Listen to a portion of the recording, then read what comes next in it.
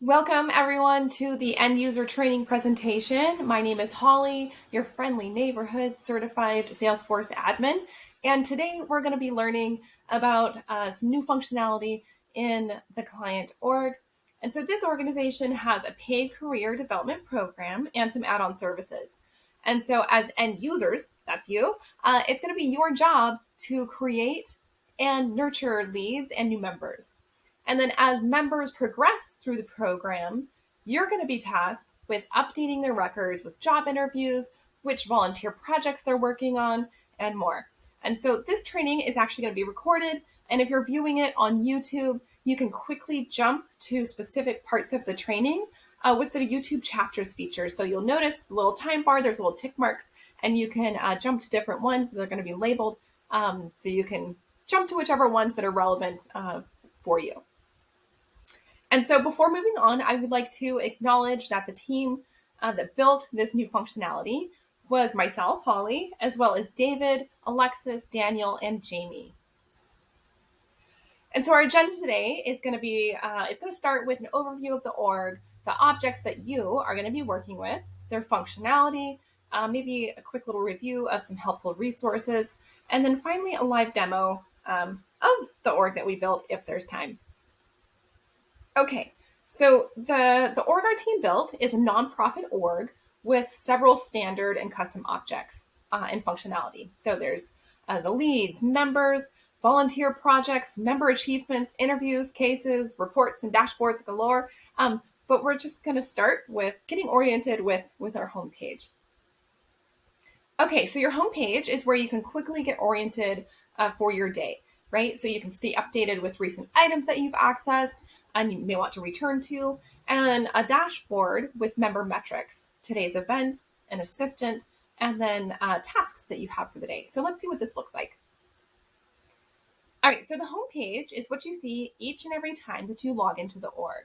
And this org actually has the nonprofit Success Pack installed, which allows for certain functionality that's important in things running smoothly. And as we go through the training today, you'll notice how that impacts some of the functions. You'll also notice a navigation bar at the top of the screen where you can access the various objects. You'll also notice interactive components on your home page that give you a snapshot of recent items and a dashboard that are housed in these really cool collapsible lists. And so the first one is recent items. And so this collapsible list contains your recent records that you've accessed, such as members or leads.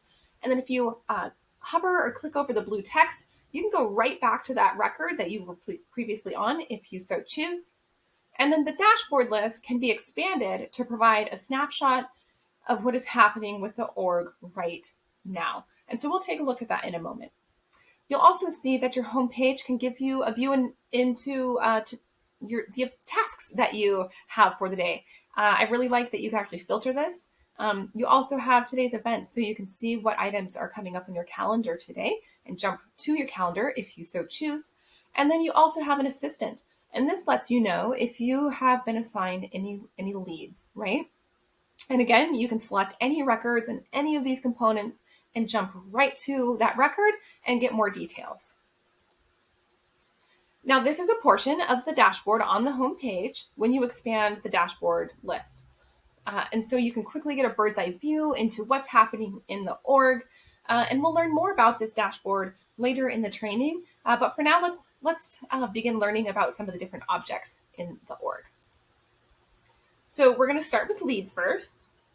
And in this section, we're going to discuss the lead object, how lead records can be created and managed, as well as converting leads. Now, the lead object allows the organization to capture new leads, so that's AKA prospects, right, that are interested in the paid program. And so the goal is that leads can be nurtured and eventually converted into full members, if that's the right path for an individual, right? And so leads can be generated manually. So you, the end user, are creating them, or they can be generated through a web to lead form that interested individuals in the program complete on the organization's website. So let's dive a little deeper into the lead object. Right, so this is the screen that you see when you click on the lead tab. And something important to note before going any further is that users can only access lead records that they own or leads in the new lead queue. And system administrators and the CEO, they can view all records for the lead object anywhere else. They have full access, right? They got the VIP access. All right, so when you navigate to the lead tab in the navigation bar, you are met with either a list view showing records that you own, right? Or the new lead queue as seen in this slide. So if you want to see your leads, so records that you own, you would click on the drop-down arrow next to the pen on the left. And you could also select the new lead queue, again, what we're viewing now. And then from this screen, you can also create new leads, import leads, add leads to campaigns when applicable. You can accept the leads as your own. You can change the status and more. So for now, let's learn how to manually create a new lead because you will be doing this hopefully on a pretty regular basis. Right. So this is our lead creation screen. And our first step is we're going to want to complete as many fields as possible every single time that you create a new lead record.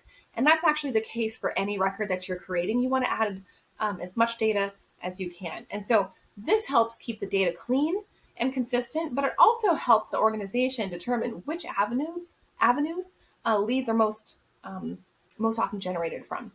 Now, step 2 is optional, right? So this refers to the checkbox at the bottom left of the new lead creation screen, right? See the little checkbox? Now, if you do not select the assign using active assignment rule checkbox, quite the mouthful, the user creating the record will become the record owner. And this lead that you create can be seen in the lead list views, but not in the new lead queue, right? Because you accepted it as your lead. Now, if you do select the checkbox, the new lead queue becomes the record owner, and all users can access the new lead and accept the record, thereby becoming the record owner, right? And then step 3, after completing as much of the form as possible, determining who the record owner should be, you're going to click the save button. And then you're going to be routed to your newly created record. So now that you've manually created a new lead record, let's see what we can do. You can choose to follow the lead. You can convert the lead to a member. So if they decide to join the paid program, you can also edit the record. You can create a case in the event an individual has an issue, a question, a concern. And then you can also create new activities related to the lead. So you can log calls, you can create tasks and events. And this is really great because it allows you to keep all related activities in the same place. You don't have to navigate away to different tabs, different programs. You can have a really wholesome view of this lead, right? They're a person. You can have all the information about them in one place. So let's see what else we can do. Now, if you click on the drop-down arrow just below the star I have on the right side of the screen, you can also delete the record. You can change the owner from yourself to another user or change it to a queue. You can clone it and you can do more. Now, if you do change the record owner to someone else, so another user, let's say, they're actually going to be notified that they've been assigned a lead. And that can also be seen on the assistant component on the homepage that we saw previously. Pretty cool. All right, so let's talk about how we convert a lead. And if we create a scenario, let's say this lead, Starla Nightingale, she just signed up to the full paid program. Super exciting, right? That's the goal. That's what we're trying to do. And so it's now time to convert our lead Starla into a full paid member. And the lead conversion process may sound kind of, involved, but it's really easy, and we can learn how. So now, if you look to the right, you're going to click on the Convert radio button on the lead record, and then you're going to be taken to a new screen. So this is the lead conversion screen, which is a little different than orgs without the nonprofit success pack, you may have noticed. And it's important to leave the default values as they are, except for the affiliated account field. For this field, you're actually going to need to change that from affiliate with new account NA to none. And the reason for this will become apparent soon, I hope.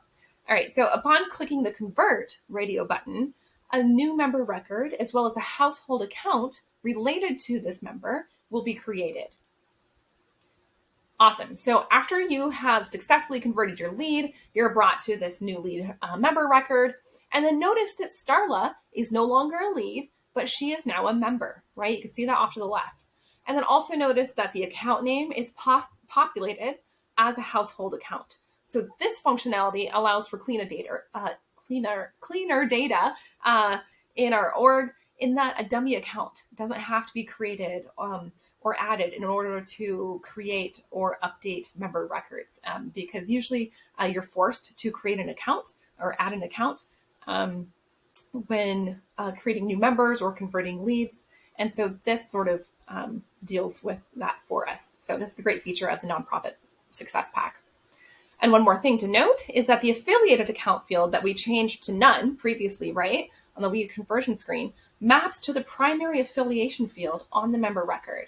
And so our team created an automation to automatically populate this field with the organization name, so you don't have to. And this also helps ensure that we have clean and consistent data in the org. All right, so we talked about how to manually create new leads, and now we're going to discuss how leads can be generated automatically from a web to lead form on the organization's main website. And this is actually where most leads are going to be generated from, is from the main website on this web to lead form. All right, so let's talk about what happens to the new lead, how you can accept leads as your own records from a queue, and then we're going to explore how this works by taking a look at the web to lead form on the Talent Stacker website. Now, this is an example of our web to lead form on the main website. And so it is used for individuals interested in learning more about how the career development program can help them achieve their career goals. So they're greeted with a message reminding them of some of the program benefits on the left, and then the actual form to complete on the right.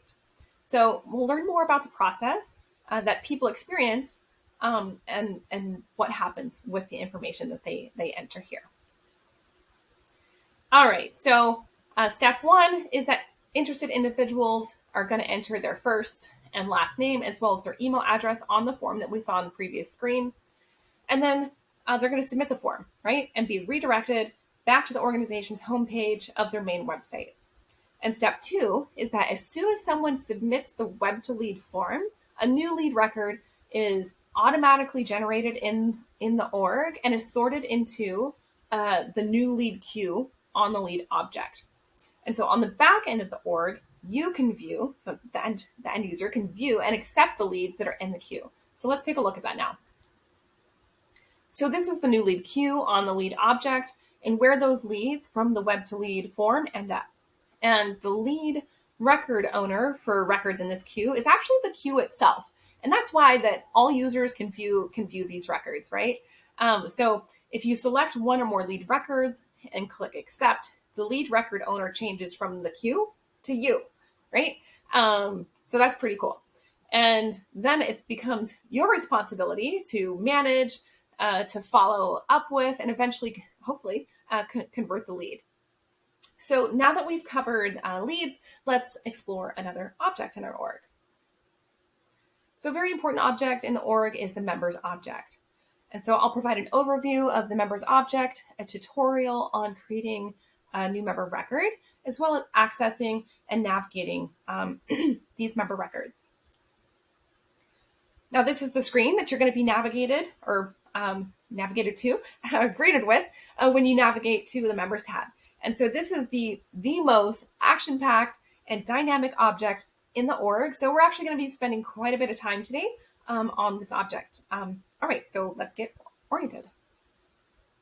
Now you can view members with list views as seen on the left, or you can create new members. You can import member files. You can add members to campaigns if that's applicable. You can also print out list views of members right from the screen. But for now, we are going to learn how to create a new member, and we can do that by clicking on the new button just to the right. All right, so this is the member creation screen, and the member record contains a lot of information, which may seem a little overwhelming at first, but this is actually great for users, for you to really understand how a member is progressing through the program. So as such, it's really vital that you, the end user, complete as many fields as possible when creating or updating member records. And so you'll notice there are actually several sections of information to complete. And so we're going to start going through them now. We're going to want to start by entering member details and demographics, but we're actually going to want to leave the account name and primary affiliation fields blank. A household account will automatically be created for the member after saving the record, and that information will auto-populate for that field. The primary affiliation field will also auto-populate with a value after saving, just like we saw happen with the lead conversion. The age field is another field that will auto-populate when the birth date has been selected. So you do need to enter a birth date, but the age will actually auto-populate once the record is saved. And then when entering a certification verification email, this is where you really want to enter the email that is attached to a member's web assessor account. So when they signed up for their Salesforce certification, they used a very specific email, and that may be different than the email they signed up to the paid program with, right? And so that email address can also be used to verify a member's certification, right? We can navigate to Trailhead, enter a member's email, and ensure that they did, in fact, get that certification. All right, so you likely won't be completing this field when creating a new member, but updating an existing member record with this information later. And then for program information, you're going to want to enter the date a member officially signed up for the paid program. And then you'll notice that you may not actually have certain information when creating a new member, right? So for example, a member may have just signed up, but they don't have access to the private program Facebook group just yet, right? So you want to complete the form the best you can and leave fields that you don't know blank for now. So that information can be added over time to the member's record. And this program also allows members to create and join study groups. So the study group section includes information on the member's study group, if they're in one, as well as if they are a study group leader. So for our purposes right now, we're going to leave the study group training fields blank. These fields would be edited on the member record later if they were selected to become a trainer. So due to the importance of LinkedIn in the Salesforce ecosystem, this organization has a LinkedIn section on member records. And so what you're going to want to do is enter their LinkedIn profile, if you know it, and whether they paid for the LinkedIn review add-on service, right? Because earlier I mentioned there's some add-on services that members can pay for. And so if you do have access to a member's LinkedIn profile, you can view it, see if they've implemented the lessons in the career development LinkedIn profile modules, and then check the LinkedIn profile setup for like the do-it-yourself checkbox. And then you'll most likely leave the LinkedIn review leader training fields blank as well when creating a new member, but you would edit these on a member record if they have been selected to perform these tasks in the future. Same for the volunteer project section. You're going to want to leave them blank when creating a new member, because these, again, are fields that are to really be updated as a member progresses through the program. They're not going to be joining a volunteer project right when they join a program. And then in the mock interview section, you want to update the mock interview paid checkbox if they paid for the add-on service, and then whether or not a member has completed the do-it-yourself interview prep modules within the program. And then most other fields in the section are, again, to be edited as a member progresses through the program. And now the employment information section is related only to Salesforce employment, right? Only Salesforce jobs. So if a member is just joining the program, it's extremely unlikely that they have already landed a Salesforce position. And so you can leave this field blank. And again, like this section is more for when a member has made significant progress in the program and can be updated accordingly later. Now, something to point out is that most fields have help text to remind you of the type of information to be entered. So an example, if you look off to the right, is there some help text can be seen when you hover over the little eye next to a field is seen for the mock interview paid field or checkbox. And so If you start forgetting everything that I say, just hover over the little those little informational doodads, and some helpful text will pop up and tell you exactly what that field is for or what to enter there. Now, for the members information section, it's really important, at the very least, to enter one contact email, because this is the primary method that members will be contacted through the program. So this is the email that you, specifically the end user, are going to be using to send out updates and helpful information, that sort of thing. And the address information isn't really so vital at this time, but if you know it, you can go ahead and enter that information. And then you want to review all of that data that you entered, and then you can finally click the save button at the bottom. All right, so this is an example of a member record. And then, as I mentioned earlier, this object is the most dynamic in the entire org. A lot of information can be accessed here. So you can see the account name is auto-populated with a household account for the member. The primary affiliation has also been auto-populated. And then you can really do a ton from this screen. So you can follow a member record to keep abreast of any updates. This is really great, right? Because unlike leads, all of you end users can access member records that even aren't your own. So it's awesome when someone edits or updates a member record that you can be notified of those changes. You can also edit the record, which is something that you're going to be doing pretty frequently as members progress through the program. And then you can also create SDocs with pre-formatted templates for things like tracking a member's program milestones. You can also create tasks related to member records. You can log calls. You can also post to the chatter feed, right? So maybe you want to collaborate with your fellow end users to help a member. You can do that. And then note on the right side of the record that a task is automatically created for each new member record. And so this task reminds you, the user, to follow up with this member and provide them information on the benefits of joining a study group. So you can provide them helpful tips. You can send them the link on how to create and join a study group, that sort of thing. All right, so you can also note that you can quickly access related records to a member without having to navigate away to another object. So you can either do this by hovering over the links in the related list quick links right here towards the top, or you can navigate to the related tab just to the right of the details tab. So we'll explore that in a moment, but for now, we're going to discuss the details tab. In this section holds an incredible amount of information, right? You kind of got a glimpse of how much information can be included on a member record when we were creating it. All right, so we're taking a look now at the details tab on Tahani Al-Jamil's member record. Does anyone get the reference? I hope so. So note that we can see all the sections that we saw previously when creating a new member record, and that each section can be collapsed as it is now, or it can be expanded. And here we see a couple sections that I have expanded. And now you can view, you can edit, you can update the fields on the record. And you'll want to revisit these sections again and again to update the fields as the members progress through the program. So as you learn more information, as they complete certain tasks, you want to come back and update.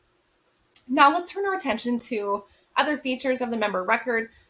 You'll notice that you can quickly access records related to a member without having to navigate away, like I mentioned earlier.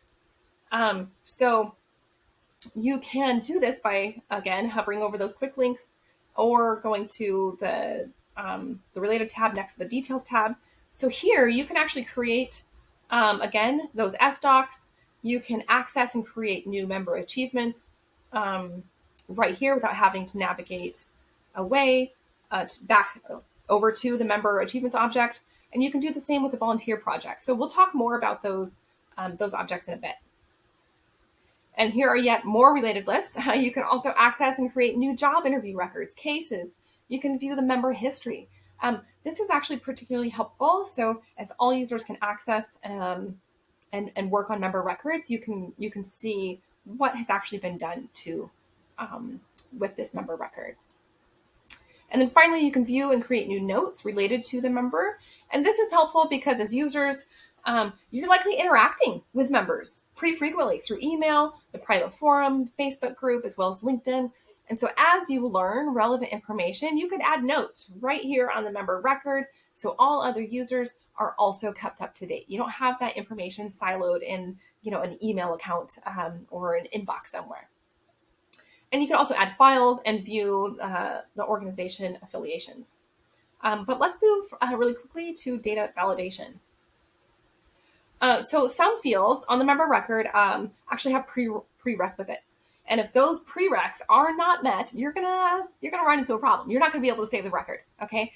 So examples of these fields that have prereqs is the LinkedIn Review Leader checkbox field. So the LinkedIn Review Leader training pick list field must be set to certified before you can select the LinkedIn Review Leader checkbox and save the record. The member mentorship leader checkbox field. This is another one.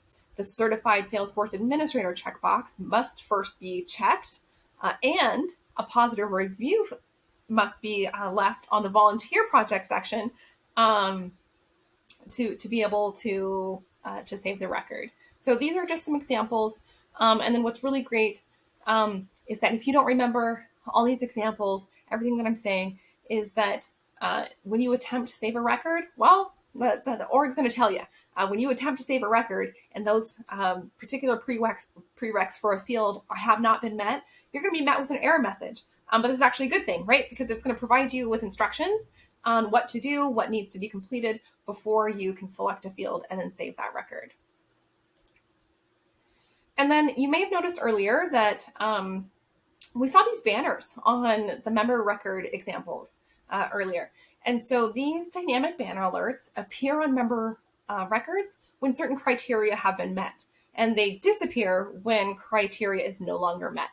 And so the criteria could be that that a user has selected the LinkedIn review paid checkbox, but that review hasn't been completed by one of you, right? By a user. And then these dynamic banners, they're really great for allowing users to quickly see certain changes to a member record and can be a signal that a member may need to be followed up with, or certain tasks a user might need to complete, right, on behalf of this member. So let's take a look at some examples. One is that if a member has landed a Salesforce job, but they haven't yet submitted a testimonial about their experience in the program, that banner alert is going to pop up and alert you and signal that, hey, this user needs, the user needs to reach out to the member to obtain a testimonial about their experience in the program if you can. So another example is that if a member has been marked at risk by any user, another banner alert is going to appear, right?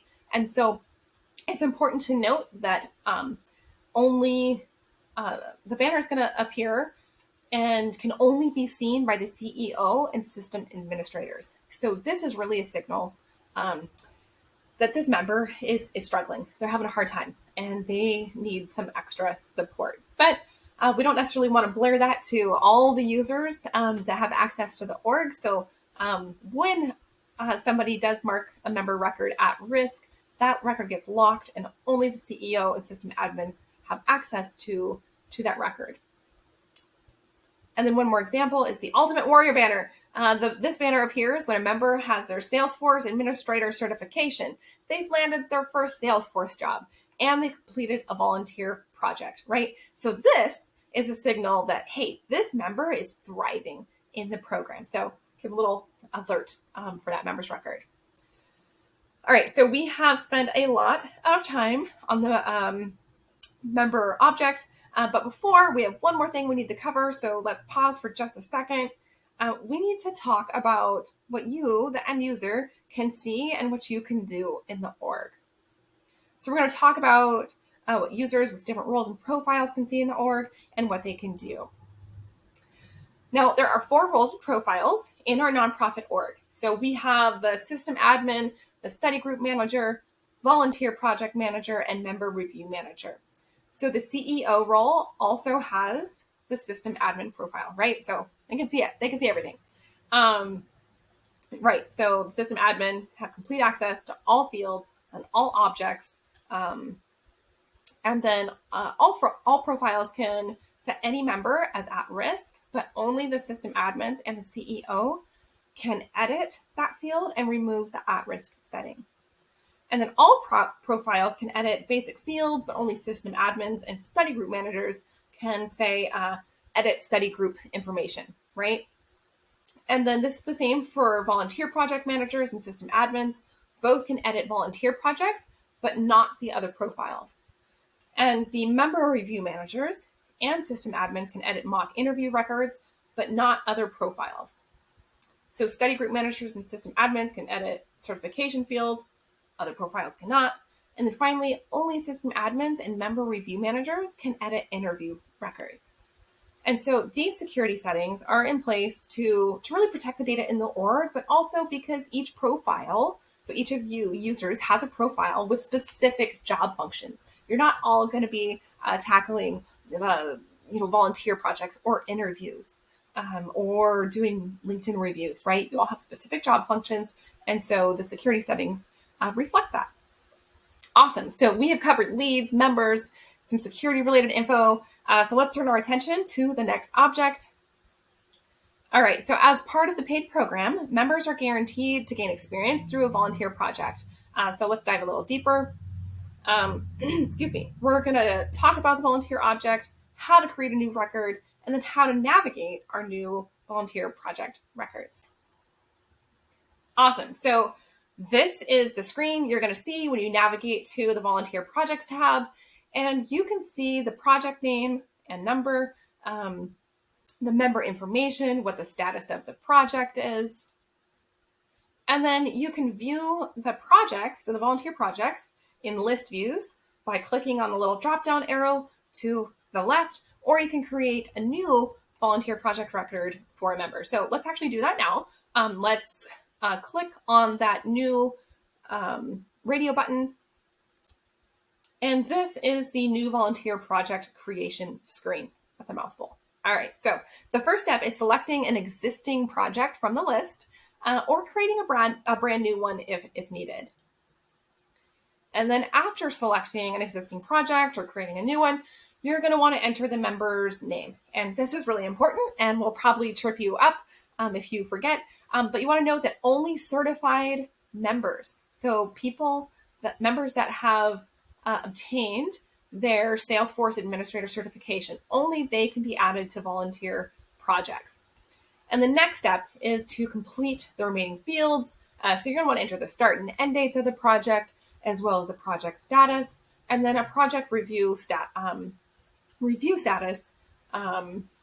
if you can at this time. And the final step, you want to review everything that you put in carefully and click save. All right, so if you attempt to save a record with a member that has not yet obtained their Salesforce administrator certification, you're going to be hit with an message, right? You're going to say, oh, see, we hit a snag. You're going to see the error, and you're not going to be able to save the record. So again, a member has to be certified to be added to a project. But let's say that you're absolutely 100% certain this member is certified, you know it, they are announcing it on LinkedIn, whatever it is. So you actually have to return to the member record and enter their certification information on their member record before you reattempt creating a new project for this member. And only then can you create and save that record. So again, we want to be thorough when we're entering information on our member records, or we're going to be prevented from doing some other tasks if we're not thorough. Awesome. So this is a new project record. We can quickly see the details about this project, such as the start and end dates. And then we can also log calls, create tasks related to this record. Now, you might have noticed that there is a volunteer projects object and a projects object, right? Kind of like skipped over that bit. So the volunteer projects object actually requires the use of a junction object. So for our purposes, this allows multiple members to be related to a single project instead of having to create a different project for each and every member. So you're largely going to be focusing, really solely on the volunteer project object and not really the project object. It's really just a way for us to create a sort of many-to-many relationship. But I just wanted you to know that that it's there, why it's there, and what it does.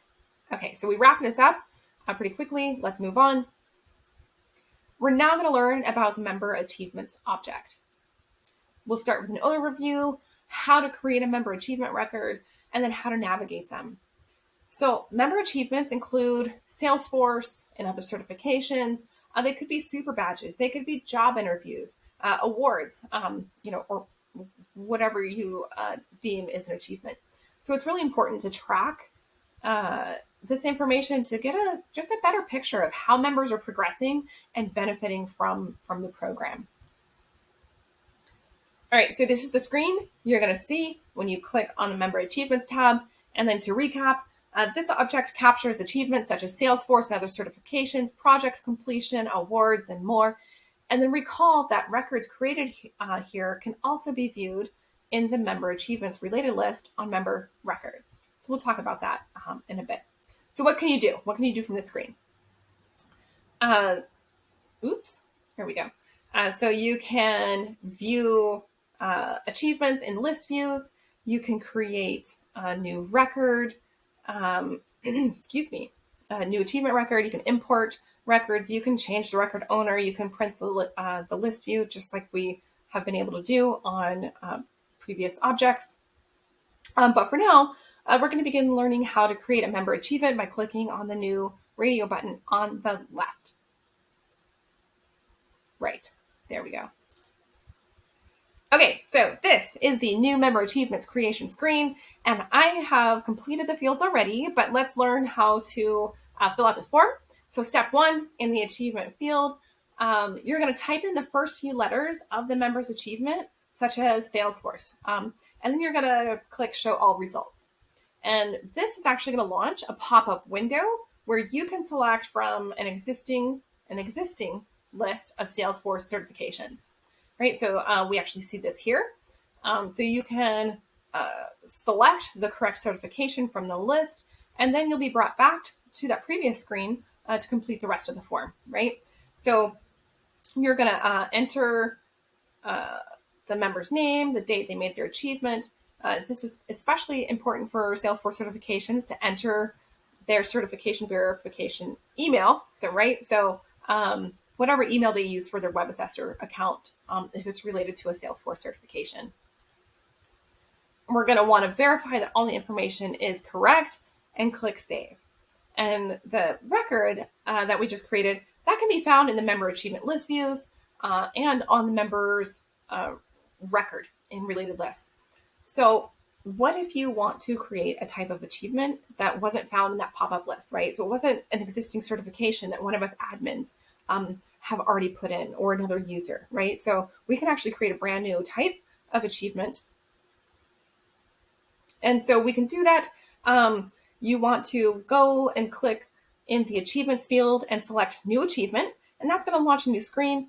And the options that you have available to you depends on your profile, right? So there are different record types in use for this object. Now, if you have the member review manager profile, you can create achievements related to interviews. If you have the volunteer project manager profile, you can create achievements related to projects, right? Makes sense. And if you have the study group manager profile, you can actually create achievements related to certifications, super badges, jobs, apprenticeships, licenses. And if you have the admin profile, well, you can do whatever you want. You can create all types of achievements. And so to create a new type of achievement, you want to enter the name in the achievement field. Please be really mindful of how you spell things, because that's actually going to be one of those sort of pre-existing options after you create this. So you want to enter the name, select the type of achievement if that's applicable to your profile. You want to click Save or click Next if you have the admin profile. And then you're going to return to the screen that we saw earlier. You're going to complete the member's name, the date they achieved, they made their achievement, add a verification email, just like I demonstrated earlier, right? But for now, let's take a look at a member achievement record. All right, so we're back on the list view screen for the object. And before looking at an example, the member achievements object is really another place in the org where we have a junction object. So this allows users to relate multiple achievements to one member or multiple members to the same type of achievement. So let's take a look at what that is, what that means. All right, so we can see that the details tab shows us the type of achievement. So in this example, the achievement type, it's a Salesforce administrator certification, right? So we know that many members can have this exact same type of certification. And so that's why we need a junction object. And we can also see that on the related tab, we can view all records of this type, right? So all the records of this type. And if we drill into a record, like the one I have highlighted, we can get some more details. And this is a member achievement record for Sally Starr. And we see that she became a certified Salesforce administrator in August. And we can also see this achievement on Sally's member record in the related list or quick links on her profile. So we can actually click Sally Starr, that link, and be taken right to her record. And we see in her related records the member achievements related list, right? So this is super helpful when viewing member records to really get a thorough understanding of their progress and experience. You also have the option of creating a new member achievement right here from the member record. You don't have to navigate away to the actual object. You can do it right here. I personally love that functionality. I'm really usually terrible for having tons of tabs open, having information all over the place, but with Salesforce, you don't have to do that. It's all in one spot. Love it. All right, so we've wrapped up this object. It's time to move on. Now, members that have joined this career development program and are progressing through the program will eventually be interviewing for Salesforce positions, right? That's the whole idea.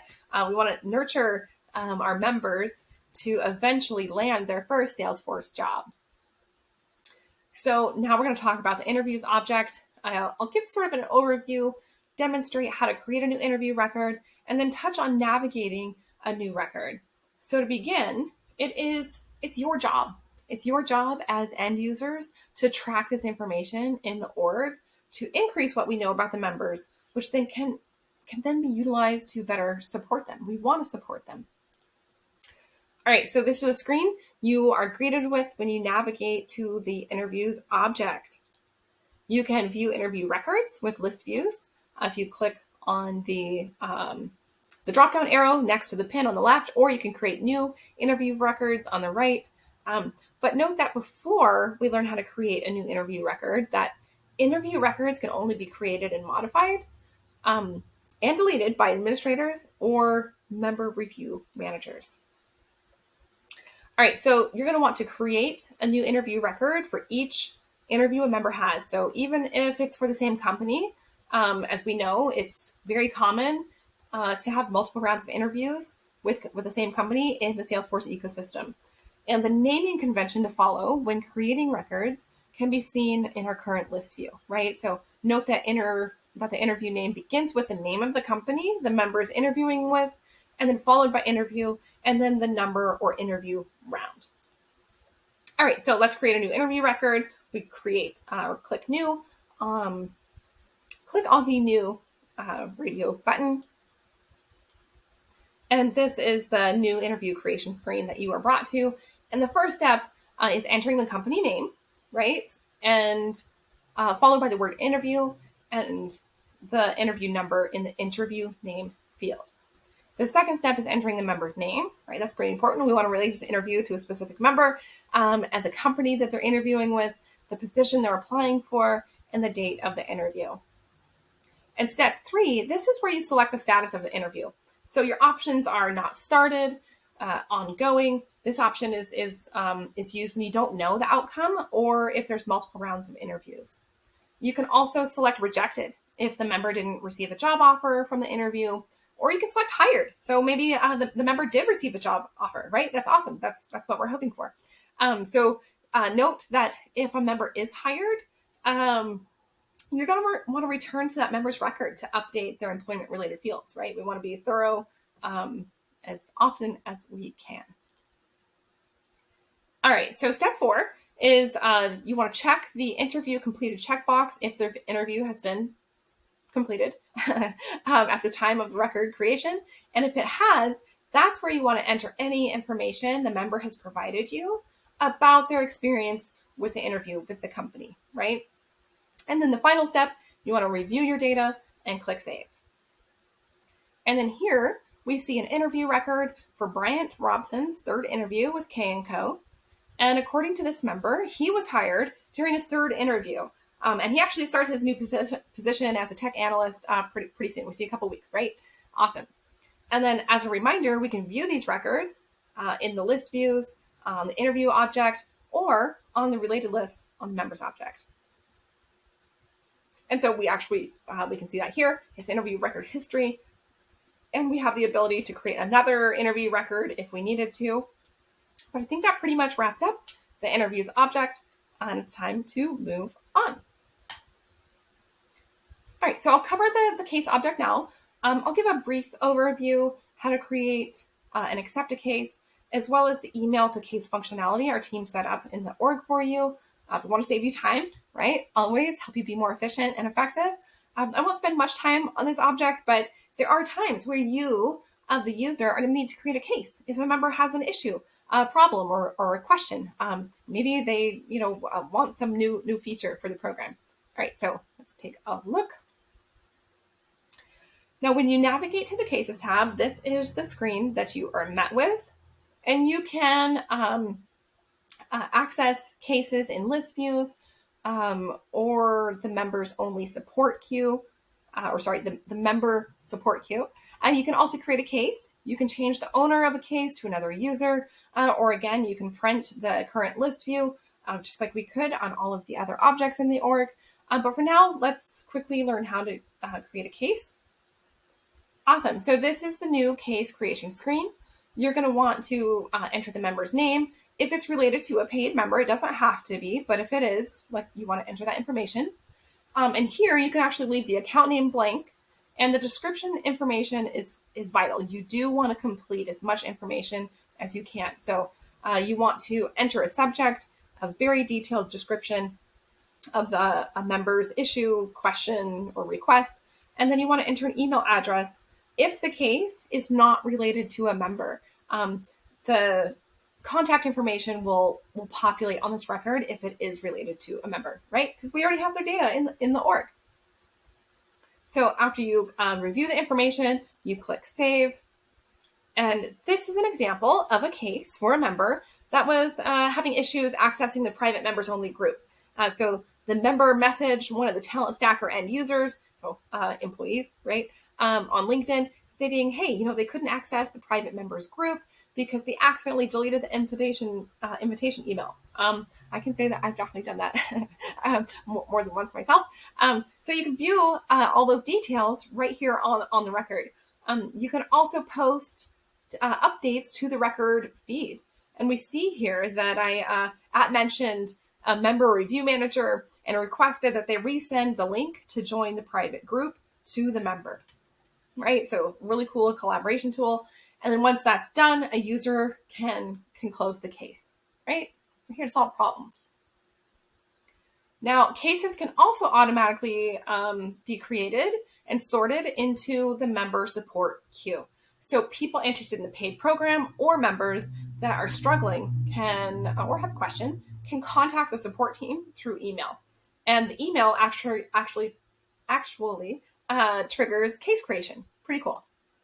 All right, so we're back to the company's website, and note that if we go down to the bottom, there's a support email listed, right? So we see the need assistance, and then the email. So members or anyone else for that matter can copy and paste the email and send off an email if they want. But let's see what happens when you click on this email link.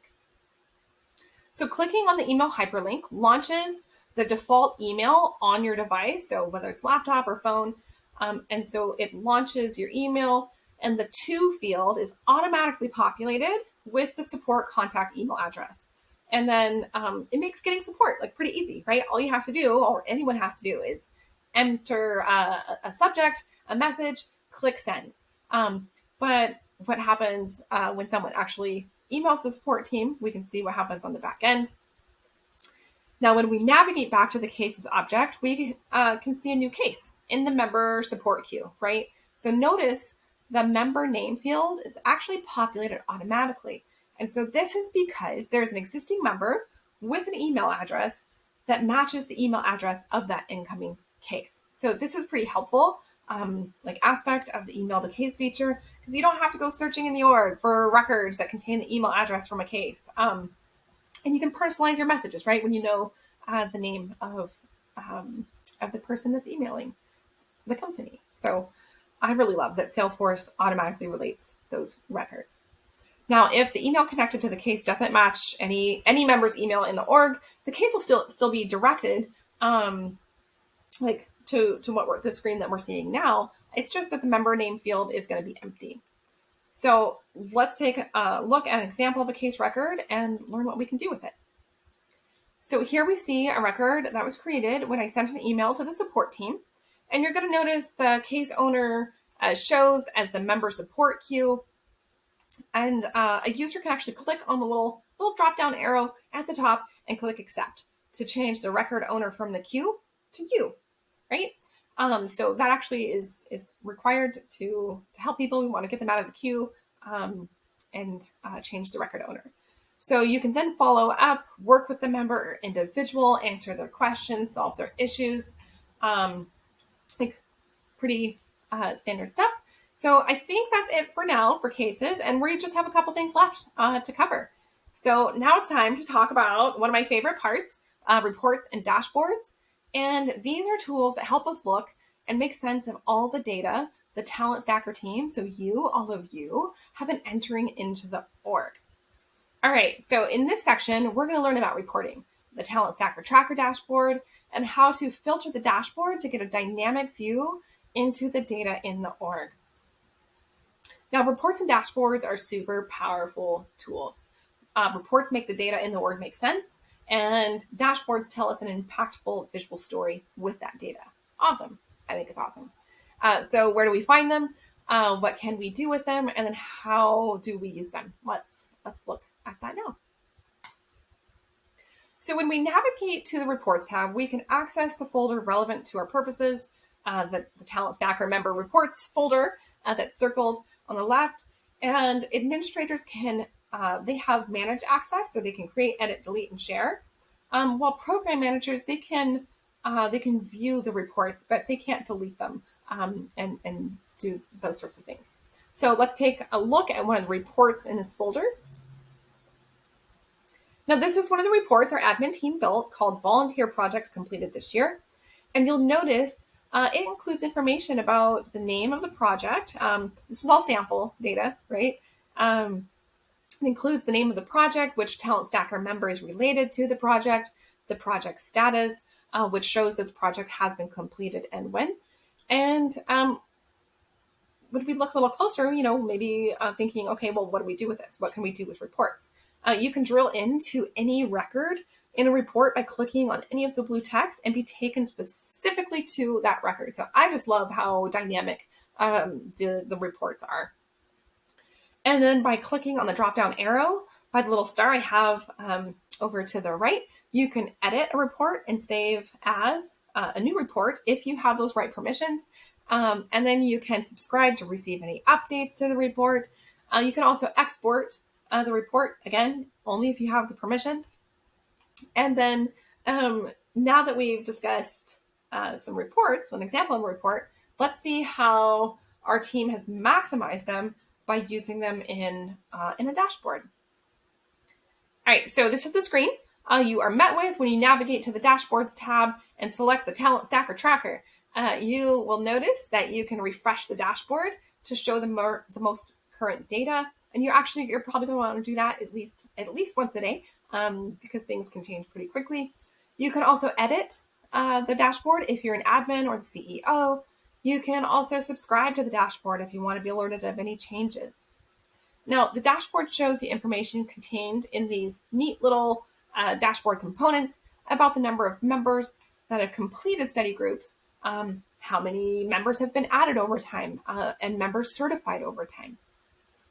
It also tells us how many members are currently in study groups, in volunteer projects, and then how many members that pay for mock interviews and LinkedIn reviews, but that haven't yet had those services completed for them, right? Then the dashboard also gives you a snapshot of members that were certified 3 weeks ago or more, but haven't yet been assigned to a volunteer project. So this is really helpful, right, to us, because it's a signal to you, the end users, that maybe some members need to be followed up with, help them get into one of those volunteer projects since they're already certified and they can join one. And so one of the great things about the dashboard is that you can access records related to each component by clicking on the View Report link at the bottom of each component. And you can view which specific members might need to be followed up with. So I think that's awesome. I have to go on the hunt.